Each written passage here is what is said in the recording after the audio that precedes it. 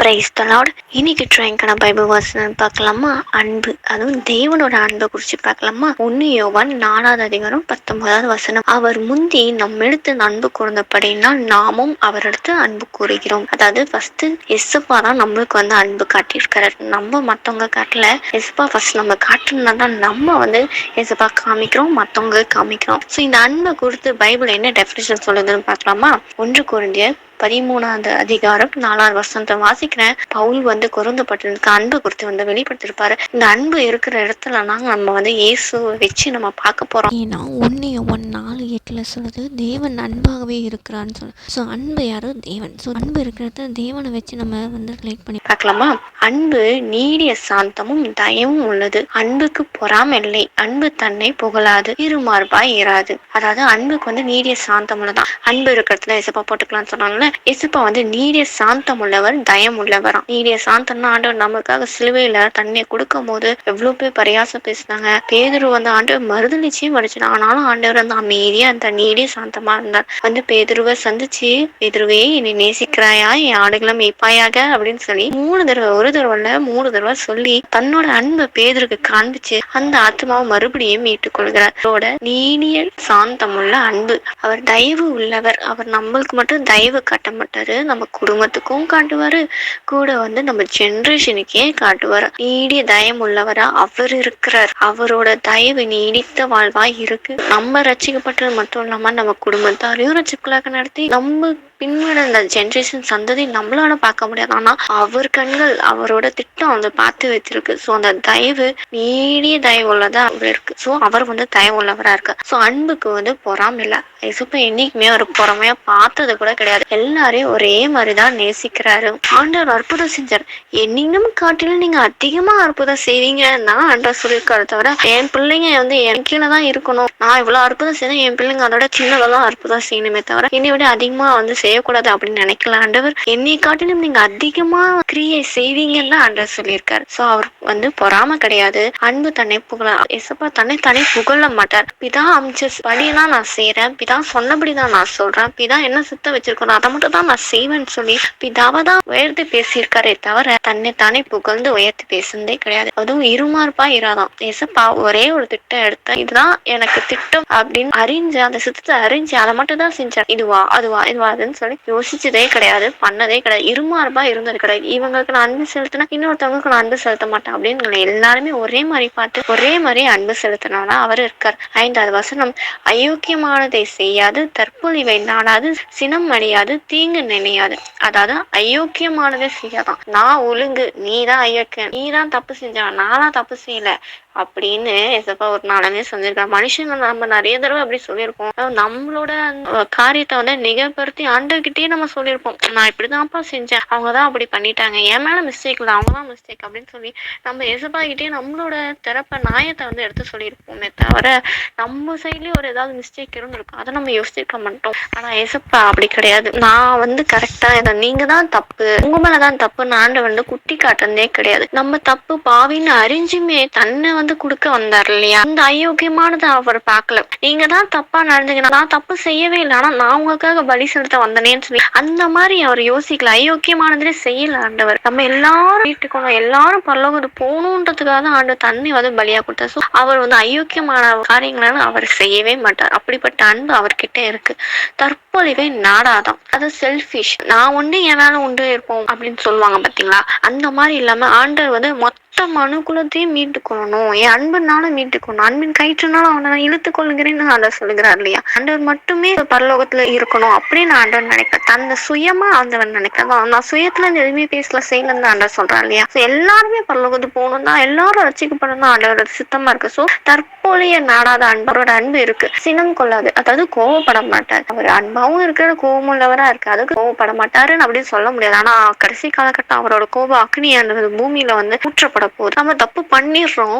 தப்பு பண்ணிட்டு மனம் திரும்பி ஆண்டவர் கிட்ட வந்தாலுமே ஆண்டவர் மன்னிச்சு ஏத்துக்கிறார்ல. ஆனா நம்ம பாருங்களேன், வந்து ஒருத்தவங்க தப்பு பண்ணிட்டாங்க.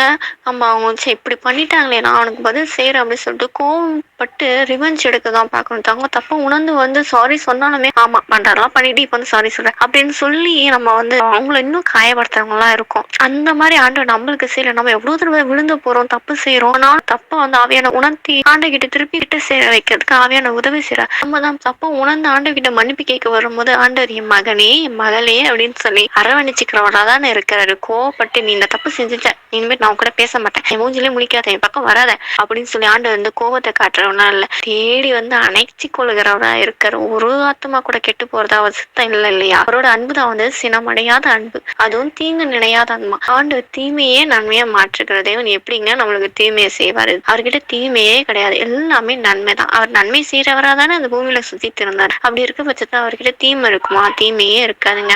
6வது வசனம், அநியாயத்தில் சந்தோஷப்படாமல் சத்தியத்தில் சந்தோஷப்படும். அவரோட சத்தியத்தை அறிய நமக்கு வந்து அந்த சந்தோஷம் சமாதானம் கிடைக்கும் இல்லையா? அந்த சந்தோஷ சமாதானத்தை நம்ம கொடுக்கறதுக்காக இந்த பூமிக்கே வந்தார். ஸோ அநியாயத்துல இசப சந்தோஷமே பட மாட்டேன். என் பிள்ளைங்க எல்லாமே நன்மையானதை பெற்றுக்கொள்ளணும், ஆசீர்வாதமா இருக்கணும், சந்தோஷமா இருக்கணும் தான். சத்தியத்தை அறிஞ்சு உண்மை என்னன்னு தெரிஞ்சு ஆண்டவர் எப்படிப்பட்ட ஒரு அவரோட அன்பு எப்படிப்பட்டதுன்னு அறிந்து கொள்ளணும், அந்த சந்தோஷத்தை கொடுக்கணும் தான் ஆண்டவர் பாக்குறாரு. தவிர அநியாயத்துல ஆண்டவர் வந்து சந்தோஷமே படல. இவங்க அநியாயம் செஞ்சுட்டீங்களா, அப்பா இவன் தப்பு பண்ணா இவனுக்கு தண்டனை அப்படின்னு சொல்லி ஆண்டவர் ஒருபோதும் அந்த அநியாயத்துல சந்தோஷப்படல. அவன் தப்பு பண்ணிட்டான்ப்பா, பரவாயில்ல, அவன் தப்பு உணர்ந்து எப்படியாவது மனம் திரும்பி வந்துடணும் தான் ஏக்கமா பாக்குறாரு. இதாகிட்டே எப்படி ஆண்டவர் வந்து பரிந்து தானே பேசுறாரு. இவங்களுக்காக தான் என் ரத்தத்தையே நான் சிந்தேன், இவங்களுக்காக தான் கை காலெல்லாம் தழும்புகளாம் ஏற்றுக்கொண்டேன் பிதாவே, இவங்களுக்காக மன்னிங்க அப்படின்னு சொல்லி இறக்கம் பாராட்டி தானே நமக்காக வேண்டுதல் செய்கிறாரு. அப்படி இருக்க பட்சம் அவர் அநியாயத்துல சந்தோஷப்படுவாரா? கண்டிப்பா கிடையாது. சத்தியத்தை தான் சந்தோஷப்படுவார். இந்த சத்தியம் என்னன்னு பிள்ளைங்க அறிஞ்சு கொண்டாங்க, இந்த தப்பு செய்ய மாட்டாங்களே அப்படின்னு ஆண்டவர் நினைச்சு பிதாகிட்ட வந்து பரிந்து பேசுறாரு. சோ 7வது வசனம், சகலத்தையும் தாங்கும், சகலத்தையும் விசுவாசிக்கும், சகலத்தையும் நம்பும், சகலத்தையும் சகிக்கும். இசப்பாவோட அன்பு சிலுவையில இப்படித்தாங்க சகலத்தையும் தாங்கச்சு. நம்ம வந்து ஆண்டவரை குத்தணும், கேலி பண்ணணும், கிண்டல் பண்ணணும், காரி துப்பணும், அசிங்கப்படுத்தணும், நீ தேவனோட குமாரனானே இறங்கு அப்படின்னு சொல்லிட்டு சவால்லாம் விடுற மாதிரி எல்லாம் ஆண்டவரை வந்து பரியாசம் பண்ணி எல்லாம் பேசணும். ஆனா அது எல்லாமே தாங்கி கொண்டிருந்தாருங்க. சகலத்தையும் விசுவாசி இப்படி பேசுறாங்க, ஆனா ஒரு நாள் இவங்களும் என்னை பத்தி அறிஞ்சு என் பக்கம் திரும்பி வருவாங்க, என் அன்பு புரிஞ்சுப்பாங்கன்னு சொல்லி நம்ம மேல அவர் விசுவாசத்தோட காத்திருந்து என் பிள்ளை எப்ப என்கிட்ட வருவான்னு சொல்லி விசுவாசத்தோட காத்திருக்காங்க. சகலத்தையும் நம்பும். அவர் வந்து நம்ம மேல நம்பிக்கையா இருக்காங்க. இப்படிப்பட்ட தெய்வன் இல்ல. நம்ம வந்து ஒரு மனுஷனை பொறுப்பு ஒப்படைச்சிருக்கேன், இவங்க நிச்சயமா எனக்கு செய்வாங்க அப்படின்னு அவங்களோட நற்கிரியை அவங்களோட செயலை பார்த்து தான் நம்புவோம். ஆனா ஆண்டவருக்கு வந்து நம்ம வந்து தீமையா செஞ்சிருக்கோம், பாவம் செய்யறோம், விழுந்து விழுந்து ஆண்டவரே காட்டி கொடுத்துரும், பரியாசம் பண்றோம், எல்லாமே பண்றோம். ஆனாலும் அந்த பிள்ளை என்னை வந்து ஏற்றுக்கொள்வா அப்படின்னு சொல்லி ஆண்டவர் நம்ம மேல நம்பிக்கையா இருந்து காத்திருக்காரு இல்லைங்க. சகலத்தையும் நம்புகிறவரா அவர் இருக்கார். சகலத்தையும் சகிக்குமா. நம்ம எவ்வளவு விஷயங்கள் ஆண்டவரை பார்த்து கேள்வி பண்ணிருக்கோம், அவிசுவாசம் கண்ணாமலும் கேள்வியை கேட்டு ஆண்டவரே திட்டி இருக்கோம், எவ்வளவு விஷயங்களும் பண்ணிருப்போமே. அது அவங்களுக்கும் ஆண்டவருக்கும் தானே தெரியும். அதெல்லாம் ஆண்டவர் வந்து சகித்து கொண்டு தானே இருக்காரு. என் பொண்ணு அறியாம பேசுறான், என் பையன் புரிஞ்சிக்காம பேசுறான், ஒரு நாள் புரிஞ்சுப்பான், அது முடிவுல விளங்கும் தானே ஆண்டவர் சொல்றாரு. சோ முடிவுல விளங்குமா என்னோட அன்பு என்னன்னு நிச்சயமா புரிஞ்சு என்னை ஏற்றுக்கொள்வான் அப்படின்னு சொல்லி தான் ஆண்டவர் சகலத்தையும் நமக்காக ஆண்டவரை தாங்கிக்கிறார், விசுவாசிக்கிறார், நம்ம மேல நம்பிக்கை வைக்கிறார், சகித்தும் கொண்டிருக்கார். 8வது வசனம், அன்பு ஒரு காலம் ஒழியாது, தீர்க்கதரிசிகள் ஆனாலும் ஒளிந்து போகும், அந்நிய பாஷைகள் ஆனாலும் ஒளிந்து போகும், அறிவானாலும் ஒளிந்து போகும். ஸோ அந்த அன்பு வந்து ஒளிந்தே போகாதுங்க. தீர்க்கதரிசனம் வரங்களும் ஒளிஞ்சு போகும், அந்நிய பாஷைகளும் ஒளிஞ்சு போகும், அறிவும் ஒளிஞ்சு போகும், அன்பு அழிஞ்சே போகாதான். அசப்பாதான் இந்த உலகத்தையே எல்லாத்தையுமே படைச்சவர் அவர் தான். அவர் தானே நினைச்சு நிற்பாரு. இது எல்லாமே ஒளிஞ்சு போயிடும், ஆனா அன்பு ஒரு காலம் ஒளிஞ்சு போகாது. 13வது வசனம் வாசிக்கிறேன். இப்பொழுது விசுவாசம், நம்பிக்கை, அன்பு இம்மூன்றும் நிலைத்து இருக்கிறது, இவைகளின் அன்பே பெரியது. இது 3 விஷயத்த வந்து குறிப்பிடுகிறாரு. விசுவாசம், நம்பிக்கை, அன்பு. இது 3மே வந்து ஒன்னா இணைஞ்சு இருக்கு. ஆனா அந்த அன்பே பெரிதா இருக்கு. அவர் அன்பா இருக்காரு. அவரோட அன்பு நம்ம புரிந்து கொள்ளும் போது நம்பிக்கையா இருப்போம், அவர் மேல விசுவாசமே நம்மளுக்கு வரும். அதுக்கு மூல காரணமா இருக்கிறது அன்பு தான். அவரோட அன்பை நீங்க ஃபர்ஸ்ட் புரிஞ்சுக்கோங்க, அதுக்கப்புறம் நீங்க ஆட்டோமேட்டிக்காவே நீங்க ஏசப்பா வந்து நம்புவீங்க, அவரை விசுவாசி அவர் கருத்தை பிடிச்சு நீங்க முன்னேறுவீங்க அப்படின்னு சொல்லி பவுல் வந்து குறைந்தப்படுறதுக்கு இது எல்லாம் எக்ஸ்பிளைன் பண்றாரு. இதை நம்ம ஆண்டவருக்கு நிகரிட்டா தான் நம்ம பார்க்கணும். பவுலே வந்து சொல்லுவாரு, மனுஷ பாஷையும் பேசினா தூத பாஷையும் பேசினாலும் தீர்க்க தரிசனம் உடையவனா இருந்தாலும் அன்பு இல்லாம விட்டா இது எல்லாமே எனக்கு வேஸ்ட் அப்படின்னு சொல்லி அந்த அன்பு இயேசு கிறிஸ்து தான். இயேசு கிறிஸ்து இல்லாம நம்ம வாழ்ற வாழ்க்கையை வேஸ்ட் தாங்க. இன்னைக்கு அந்த அன்பை நீங்க வந்து பெற்றுக்கொள்ளுங்க. இது அப்படியே வந்து யோவானன் சொல்லியிருப்பாரு, அவரோட அன்பு எப்படி நமக்கு காமிச்சாரு சிலுவையில அப்படின்னு சொல்லி அவரோட அன்பை வந்து எக்ஸ்பிளைன் பண்ணி சொல்லியிருப்பாரு. 1 யோவான் 4:8 வாசிக்கிறேன், பார்க்கலாம். அன்பு இல்லாதவன் தேவனை அறியான், தேவன் அன்பாகவே இருக்கிறார். ஸோ ஒருத்தங்கிட்ட அன்பு இல்லைன்னா அவனை வந்து தேவனே பார்க்க முடியாது. நம்ம முன்னதானே படிச்சோம், அன்புனாவே ஏசப்பாவை போட்டுக்கோங்க, ஏசப்பாவோட அன்பு எப்படின்றத காமிச்சிருக்காரு. ஸோ அன்பு இல்லைன்னா தேவனை நீங்க அறியவே முடியாது. அவர் தான் அன்பாவே இருக்காரு. அப்ப எப்படி நீங்க அன்பு இல்லாம அவரை அறிந்து கொள்ள முடியும்? ஸோ தேவன் அன்பாகவே இருக்கிறாரு. 9 நம்முடைய ஒரே பேரான குமாரனாலே நாம் பிழைத்திருக்கும்படி தேவன் அவரை இவ்வுலகத்தில் அனுப்பினதினால் தேவன் நம்மில் வைத்த அன்பு வெளிப்பட்டது.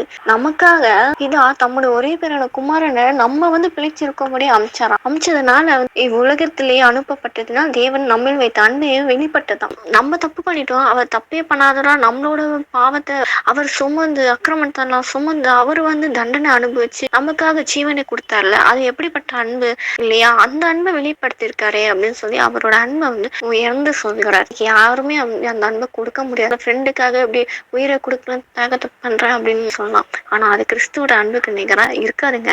மரணத்தை சந்திக்கிறதுக்கு நிறைய விஷயங்களை யூஸ் பண்ணி கொலை பண்ணிக்க, சூசைட் பண்ணிக்க, மாத்திரை போட்டுக்கும், இப்படி போட்டு ஒரு செகண்ட்லயே வந்து மறிச்சு போயிடுவாங்க. ஒரு செகண்ட் தான் இவங்களுக்காக நான் உயிரை கொடுத்தேன் அப்படின்னு ஒரு செகண்ட் தான். ஆனா தேவன் நமக்காக முள்முடி ஏற்றுக்கொண்டார், காயங்களை ஏற்றுக்கொண்டார், தழும்புகளை ஏற்றுக்கொண்டார், சிலுவையில தொங்குனார். அவரு சதையெல்லாம் அப்படி கிழிஞ்சு தொங்குச்சு. அவர் எவ்வளோ அழகு ரூபம் உள்ளவர், தன் ரூபத்தை இழந்து நின்னாராம், அந்த நிர்வாணமாவும் இருந்தாராம். அது எப்படிப்பட்ட அன்பு இல்லை? இந்த மாதிரி அன்பு யாராலும் கொடுக்க முடியுமா? கொடுக்கவே முடியாதுங்க. தேவனால் மட்டும் தான் கொடுக்க முடியும். 10 நம் தேவனிடத்து அன்பு கூர்ந்ததினால் அல்ல, அவர் நம்மிடத்தில் அன்பு கூர்ந்து நம்முடைய பாவங்களை நிவர்த்தி செய்கிற கிருபாதார பலியாக தம்முடைய குமாரனை அனுப்பினால் அன்பு உண்டாயிற்று. அதாவது நம்ம வந்து தேவனிடத்து அன்பு கூறல, அவர் நம்மள அன்பு கூர்ந்ததுனாலதான் இப்ப நம்ம வந்து அன்பு புரிஞ்சிருக்கோம். அதுவும் ஒண்ணு, நம்ம பண்ண பாவத்து நிமித்தம் அவர் கிருபாதார பலி வந்து அவர் மேல வந்துச்சு. நம்ம செஞ்சது பாவங்க, அவர் நம்ம செஞ்சு கொடுத்தது வந்து அன்பு. நம்மளோட பாவத்து நிமித்தம் அவர் வந்து காயப்பட்டார், நொறுக்கப்பட்டார், கிருபாதார பலி அவர் மேல விழுந்தது. அதனால அவரோட அன்பு நம்மளுக்கு வந்து உண்டாயிருக்கு அப்படின்னு சொல்லி சொல்றாங்க. 12 தேவன் ஒருவரும் ஒருபோதும் கண்டதில்லை, நம் ஒருவரிடத்தில் ஒருவர் அன்பு கூர்ந்தால் தேவன் நமக்குள் நிலைத்திருக்கிறார், அவருடைய அன்பு நமக்குள் பூரணப்படும். அதாவது தேவன் ஒருபோதும் கண்டதில்லையா? இப்படி யோவான் இந்த விஷயத்த சொல்லியிருப்பாரு, யோசிச்சிருக்கீங்களா? 12 சீஷருமே தேவனோட தான் இருந்தாங்க, ஊழியம் செஞ்சாங்க, அற்புதம் செஞ்சாங்க, எல்லாத்துக்குமே செஞ்சாங்க, தேவனை பார்த்தாங்க. வந்து பிதாவை பார்க்கணும்னு சொல்லும் போது கூட நீங்க பிதாவை காமிச்சிருங்க, அது போதும் அப்படின்னு கூட வந்து சீஷர்கள் சொன்னாங்க. ஆனா சொன்னாரு, ஏன் இன்னும் அறியாம இருக்கீங்க, என்னைய பார்த்தாவே நீங்க பிதாவை பார்த்த மாதிரிதான் அப்படின்னு சொல்லி ஆண்டவர் வந்து வசனம் சொல்லியிருப்பாரு இல்லையா? அப்படி இருக்க பட்சத்தை யோவான் எப்படி வந்து தேவனை ஒருவரும் ஒருபோதும் கண்டதில்லைன்னு சொல்லியிருப்பாரு? ஏன்னா அன்பு, தேவனை போல அன்பு நம்ம கிட்ட இல்லாததுனாலதான் நம்ம தேவனை வந்து பார்க்க முடியல, கண்டு கொள்ள முடியல. நம்ம ஒருவருக்கு அன்பு கூர்ந்தா தேவனுக்குள்ள நிலைச்சிருக்குமா? நம்ம ஒருத்தர் அன்பு கூர்ந்தோம்னா நம்ம வந்து தேவனுக்குள்ள நிலைச்சிருக்கோம், தேவனோட அன்பு நமக்குள்ள பரிபூர்ணமா இருக்கு அப்படின்னு சொல்லி சொல்றாங்க. 16 தேவன் நம்ம வைத்து இருக்கிற அன்பு நாம் அறிந்து விசுவாசிக்கிறோம், தேவன் அன்பாகவே இருக்கிறார், அன்பில் நிலைத்து இருக்கிறவன் தேவனும் நிலைத்திருக்கிறான், தேவனும் அவனில் நிலைத்திருக்கிறார். அதாவது தேவன் நம்மளும் வைத்திருக்க அன்பு நம்ம வந்து அறிந்து விசுவாசிக்கிறோம். தேவன் இப்படியெல்லாம் எனக்கு செஞ்சாரு, நான் அவரை நம்புறேன், விசுவாசிக்கிறேன், அவர் அன்பை நான் பெற்றுக்கணும் அப்படின்னு சொல்லி சொல்றோம். தேவன் அன்பாகவே இருக்கிறார்ல. சோ நம்ம வந்து அன்புல நினைச்சோம்னா ஆட்டோமேட்டிக்கா தேவன் நம்மள நிலைச்சிருப்பாராம், அவரோட அன்பு நமக்குள்ள நிலைத்து இருக்கும் அப்படின்னு சொல்றாங்க. 17 நியாயத்தீர்ப்பு நாளிலே நமக்கு தைரியம் உண்டாய் இருக்கத்தக்க அன்பு நம்மிடத்து பூரணப்படும், ஏனென்று அவர் இருக்கிற பிரகாரமாக நாமும் இவ்வுலகத்தில் இருக்கிறோம். அதாவது நம்ம வந்து அன்பு கூறணும் அப்படின்னா ஆண்டவர் வந்து 2 கட்டளை கொடுத்திருக்காருல, இந்த ஆண்டவர் முழு இருதயத்தையும் முழு ஆத்மாவும் முழு மனதோட அன்பு கூறணும், உன்னை நேசிக்கணும் பிறகு நேசிக்கணும். இந்த கட்டளைகள்ல அதாவது அவர் தான் ஃபர்ஸ்ட் அன்பு நமக்கு காமிச்சு, அதுக்கப்புறம் தான் நம்ம வந்து ஆண்டவருக்கு அன்பு காட்டுறோம். அந்த அன்பை பெற்றுக்கொண்டு அந்த கட்டளைகளே அன்பு தான் நிறைஞ்சிருக்கு. அந்த கட்டளை கை கொண்டு நீங்க அன்பு செலுத்தோம்னா நம்ம காணப்பட்டோம்னா நியாய தீர்ப்பு நாள்ல வந்து நம்ம தைரியமா எதிர்கொண்டு நிற்போமா? ஏன்னா நம்ம கட்டளைகளை கை கொண்டுட்டோம் இல்லையா? சோ நமக்கு வந்து எந்த ஒரு பயமே இருக்காது. ஆண்டோட அன்பு நமக்குள்ள வந்து பூரணப்பட்டு இருக்கும். அப்படி இருக்க பட்சத்துல அவரை போல நம்ம இருப்போம், அவரோட அன்பு செலுத்தணும் நம்ம இருக்கும்போது இந்த உலகத்துல வந்து அவர் இருக்கிற பிரகாரமாவே நம்மளும் வாழ ஆரம்பிச்சிருவோம் இல்லையா? சோ அவரோட அன்பை நம்ம வந்து தரித்து கொள்ளணும். அடுத்த வசனம் 18 அன்பிலே பயம் இல்லை, பூரண அன்பு பயத்தை புறம்பே தள்ளும். பயமானது, வேதனை உள்ளது. பயப்படுகிறவன் அன்பில் பூரணப்பட்டவன் இல்ல. அதாவது கிறிஸ்துவ நமக்குள்ள இருந்து, கிறிஸ்துவோட அன்பு நமக்குள்ள இருந்தா பயமே இருக்காது. அதனால தான் 1034 வந்து நம்ம தைரியமா வந்து நிக்க முடியும். ஸோ அன்பு வந்து பயத்த வந்து பூரணமா வந்து தள்ளி போட்டுருமா. அன்பு இருக்கும்போது நமக்கு வந்து பாவம் வராது, பயம் வராது. ஸோ பயம் வந்து வேதனை உள்ளதா இருக்கு. ஸோ அந்த பயத்த வந்து நம்ம பூரணமா தள்ளி போறோம்னா கிறிஸ்துவ நம்ம ஏற்றுக்கணும். கிறிஸ்துவ அன்பு நமக்குள்ள பண்ணும். பயப்படுகிறவன் அன்புலயும் பூரணப்பட்டவனா இருக்க முடியாது அப்படின்னு சொல்லணும். 20 வசனம், தேவனிடத்தில் அன்பு கூறுகிறவன் என்று ஒருவன் சொல்லியும் தன் சகோதரனை பகைத்தால் அவன் பொய்யன். தன் கண்ட சகோதரனிடத்து அன்பு கூறாமல் இருக்கிறவன் தன் காணாத தேவனத்தை எப்படி அன்பு கூறுவான்? தேவனில் அன்பு கூறுகிறேன் அப்படின்னு சொல்லிட்டு சகோதரனை பகைத்தானா எப்படி வந்து நேசிக்கிறவனா இருப்பான்? அவன் பொய்யனா இருக்கான். பாக்குற சகோதரத்தை உன்னால நேசிக்க முடியல, பார்க்காத தேவன்கிட்ட எப்படி நேசிப்ப அப்படின்னு தான் ஆண்டவர் சொல்றாரு. ஏன்னா ஆண்டவர் அன்பு நம்ம ஃபர்ஸ்ட் இருந்துச்சு. அவரோட அன்பு நமக்குள்ள இருந்து ஆட்டோமேட்டிக்கா எல்லாரையும் நேசிக்க ஆரம்பிப்போம். ஞாயிற்றுனால தைரியமா நிக்க முடியும். ஆனாதான் நீங்க பாக்குறவங்க கிட்ட வந்து அன்பு செலுத்துங்க. நான் உங்ககிட்ட எப்படி அன்பு காட்டணும் அதே மாதிரி நீங்க அன்பு காட்டுங்க அப்படின்னு தான் ஆண்டவர் சொல்றாரு. தேவனிடத்தில் அன்பு கூறுவேன், தன் சகோதரனிடத்தும் அன்பு கூற வேண்டும் என்கிற இந்த கற்பனையே அவராலே பெற்று இருக்கிறோம். அதாவது இந்த 2 கற்பனை ஆண்டு கொடுத்திருக்காருல்ல. தேவனுக்கு அன்பு கூறணும் ஆட்டோமேட்டிக்கா நம்ம வந்து எல்லாருக்கிட்டையும் அன்பு கூறுவோம். அன்பு கூறனால அந்த 2 கட்டளையும் நம்மளால கை கொண்டு நடக்க முடியும். ஆனா இதுல பாத்தீங்கன்னா அந்த அன்பு கூறுறது தான் ரொம்ப கஷ்டம். ஆண்டவர் ஈஸியா வந்து அன்பு கூறுங்க அப்படின்னு சொல்றாங்க. ஆனா ஆண்டவர் மாறி நம்மளால அன்பு செலுத்த முடியுமா அப்படின்னா ஒரு கேள்விக்குரியதாங்க. அப்படிப்பட்ட அன்பு நம்ம பெற்றுக்கொள்ளணும். இன்னைக்கெல்லாம் பெற்றோர்கள் சொல்றபடி பிள்ளைங்க செய்யலன்னா உடனே பெற்றோர்கள் வந்து நீ என் பிள்ளையே இல்லை அப்படின்றாங்க. நம்மளும் கூட நம்ம சுத்தி இருக்கவங்க யாருன்னா அசிங்கப்படுத்திட்டாங்கன்னா இப்படின்னா அசிங்கப்படுத்தீங்கன்னா ஒரு அப்பா அம்மா அம்மாவா அப்படின்னா கேட்டுறாங்க. அங்க அன்பு தனிந்து போயிடுது. நம்ம ஃப்ரெண்ட்ஸ் சர்க்கிளுமே இவங்க இப்படி என்கிட்ட என்னை பத்தி இவங்க கிட்ட தப்பா பேசிட்டாங்க அப்படின்னு இவங்ககிட்ட நான் பேச மாட்டேன் சேர மாட்டேன் அப்படின்னு சொல்லி அவங்கள புறக்கணிச்சிடறோம். அங்கேயும் அன்பு தனிந்து போதுங்க. கணவன் மனைவிக்குள்ள ஒரு கருத்து வேறுபாடு வந்தாவே அன்பு வந்து குறைஞ்சு போயிடுது. அதனால வந்து வேற ஒரு ரிலேஷன்ஷிப்பை பொய்யான ரிலேஷன்ஷிப்பை தேடி வந்து போயிடுறாங்க. எல்லா இடத்துலயுமே அன்பு குறைஞ்சு போயிடுறதா இருக்குங்க. ஆனா தேவன் அன்பு எப்படிப்பட்டது நம்ம இந்த வீடியோ மூலமா தெரிஞ்சுக்கிட்டோம் இல்லையா? இப்படிப்பட்ட அன்பை நம்ம வந்து தேவன்கிட்ட பெற்றுக்கொண்டு அவரோட சாயல நம்ம இருக்கோம். ஸோ அவரோட அன்பு நமக்குள்ள பூரணப்பட்டு இருந்துச்சுன்னா நிச்சயமா நம்ம வந்து அந்த 2 கட்டளைகளும் நம்ம கை கொண்டு நடப்போம். ஞாயிற்றுனால வந்து தைரியமா வந்து நிக்கவும் முடியும். ஆண்டவருக்கு கணக்கு கொடுக்க முடியும். ஸோ அந்த அன்பை நம்ம பெற்றுக்கொள்ள ஆண்டவர்கிட்ட போய் கேட்போமா? ஏசப்பா உங்களோட அன்பு எப்படிப்பட்டதுன்னு காண்பித்து கொடுத்தீங்க, அதுக்கு நமக்கு ஸ்தோத்திரம் ஏசப்பா. ஆனா இது வந்து ரொம்ப பார்க்க கடினமா தான் இருக்கு ஆண்டவர் ஏசப்பா. ஆனா நீங்க எங்க கூட இருக்கும் போது அதை எல்லாமே லகுவா தான் மாத்தி கொடுப்பீங்க. உங்களோட அன்பை நீங்க வந்து எனக்கு காண்பித்து தந்தது போல அந்த அன்பு அப்படியே நான் வந்து செயல்பட்டு பிறருக்கு நேசிக்கிற பிள்ளையா நான் இருக்கணும்ப்பா. உங்களோட 2 கட்டளைகளை கை கொண்டு நடக்க உதவி செய்யுங்க. உங்களோட அன்பு பெரியதா இருக்கு ஆண்டவர் ஏசப்பா. அந்த அன்பு என் இருதயத்துக்குள்ள நிரப்பும்படி என்னை உங்க கரத்துல ஒப்பு கொடுக்குறேன். என் இருதயம் முழுமையா உங்க அன்பு நிலைத்து இருக்கட்டும் ஆண்டவர் ஏசப்பா. அப்பதான் நான் பிறருக்கு உங்க அன்பை காட்ட முடியும். அப்பதான் மத்தவங்க என் மூலியமா உங்களை பார்ப்பாங்க ஆண்டவரே. கிறிஸ்துவ அன்பை உணர்ந்து கொள்வாங்க ஏசப்பா. அப்படிப்பட்ட அன்பை என் இருதயத்தை நிரப்புங்க ஆண்டவர் ஏசப்பா. இந்த கடினமான உபதேசத்தை யார் நிலைநிற்க கூடும் அப்படின்னு சொன்னாங்க. ஆனா ஆண்டவர் ஏசப்பா ஆவியான உதவியோட என்ன நீங்க நிலைநிற்க பண்ணுவீங்க ஆண்டவர் ஏசப்பா. பேதுரு சொன்னா இந்த நித்திய ஜீவன் உண்மையிடத்து உண்டு, நாங்க யார் எடுத்து போவோம்னு சொல்லி கேட்டாங்களா? அதே போல ஆண்டவர் ஏசப்பா நாங்களும் கேட்கிறோம். உங்ககிட்ட தான் நித்திய ஜீவன் இருக்கு, அன்பு இருக்கு, எல்லாமே இருக்கு ஆண்டவர் ஏசப்பா. உங்களுக்குள்ளே நிலைத்திருக்க எங்களுக்கு கிருபை தாங்க. உங்க அன்பினால எங்களை இடை கட்டுங்கப்பா. நீங்க அப்படி சேர்த்துக்க ஸ்தோத்திரம். எங்களை உங்க கருத்தை ஒப்பு கொடுக்குறோம். பெரிய நாமத்தை ஜெபத்தை ஏற்றுக்கொள்ளும் ஜீவனால தகப்பனே ஆமேன் அப்படின்னு சொல்லி ஆண்டவோட அன்பை வந்து பெற்றுக்கொள்ளுங்க. அந்த அன்பை பிறருக்கு காண்பீங்க. பிறரும் கிறிஸ்துவோட அன்பை புரிந்து கொண்டு ஆண்டவர் பிள்ளையா அவங்களும் இருப்பாங்க. விசுவாசத்துல கேட்போம், பெற்றுக்கொள்வோம். ஆமேன்.